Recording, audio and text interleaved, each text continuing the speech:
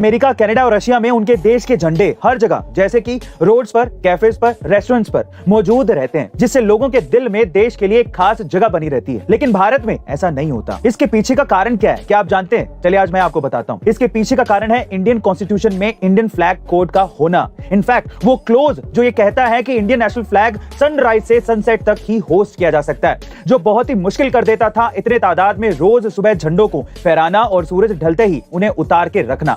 लेकिन गाइज अब central government ने इस नियम में बदलाव कर दिए हैं, जिसके अनुसार हम खुले आसमान में अपने घरों, दफ्तरों पर रोज बिना किसी स्पेशल ओकेजन के भी सुबह से रात तक झंडा फहरा सकते हैं। और यह कहना गलत नहीं होगा कि आज इन्हीं बदलावों के कारण ही पूरे देश भर में हर घर तिरंगा अभियान इतना सक्सेसफुल हो पाया है। गाइज आजकल हम एक बात बहुत ज्यादा सुनते हैं, आपदा को अवसर में बदलिए। शायद हमने स्वीकार कर लिया है कि आपदाओं से सीखने की बजाय इन आपदाओं से अपने मतलब या फायदे की चीजें निकाल लें, और इस बात को कुछ कंपनियों ने गंभीरता से ले लिया है। दरअसल कोरोना काल में जहां हर इंसान खुद को बचाने के उपाय ढूंढ रहा था, सुरक्षित रहने की कोशिशें कर रहा था, वहीं कंपनियां यह दावा कर रही थी कि उनका प्रोडक्ट कोरोना वायरस को मारने में पूरी तरह से सक्षम है। जिस बीमारी का इलाज डॉक्टरों के पास भी नहीं था, उसका इलाज इन कंपनियों के पास था। या फिर ये कहिए कि उन्हें ये बात अच्छे से समझ में आ गई थी कि मरता क्या नहीं करता। बस इसी चीज का फायदा उन्होंने उठाया और सिर्फ अपने फायदे के लिए आपदा को अवसर में बदलने की कोशिशें की। लेकिन अब कंज्यूमर कोर्ट ने एक बड़ा कदम उठाया है, जिसमें 99% कोरोना वायरस को मारने का क्लेम करने वाली इन कंपनियों पर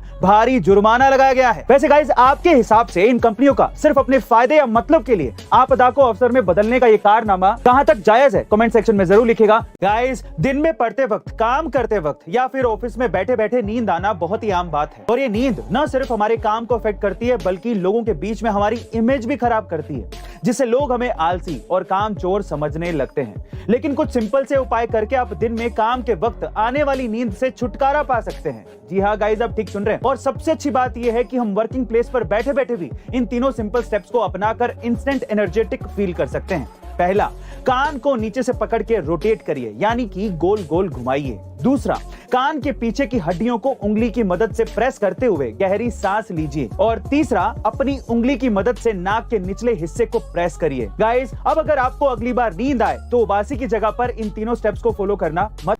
कहते हैं भगवान श्री कृष्ण सृष्टि के कण कण में विराजित हैं, लेकिन क्या वो सिर्फ जीवों में हैं? नहीं, वो जीवों के भावों में भी सम्मिलित हैं। कैसे?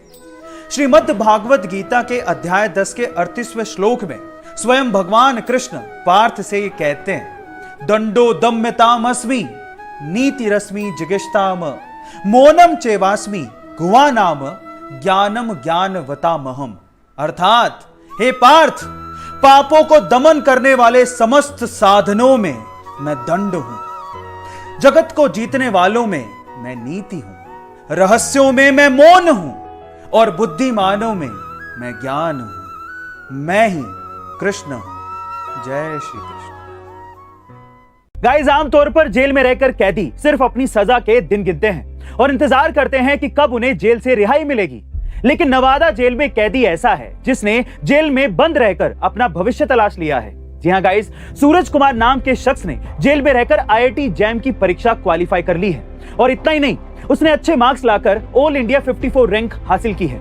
दरअसल सूरज बिहार के मोसामा गांव का रहने वाला है और उसने पिछले साल अप्रैल में 45 साल के शख्स की नाला निर्माण को लेकर बुरी तरह से पिटाई कर दी थी, जिससे उस शख्स की मौत हो गई थी और इसी जुर्म के लिए सूरज को जेल हो गई थी। लेकिन सूरज वैज्ञानिक बनना चाहता था और इसीलिए सूरज करीब 11 महीने से जेल में बंद रहकर भी जेल से ही सेल्फ स्टडी कर रहा था।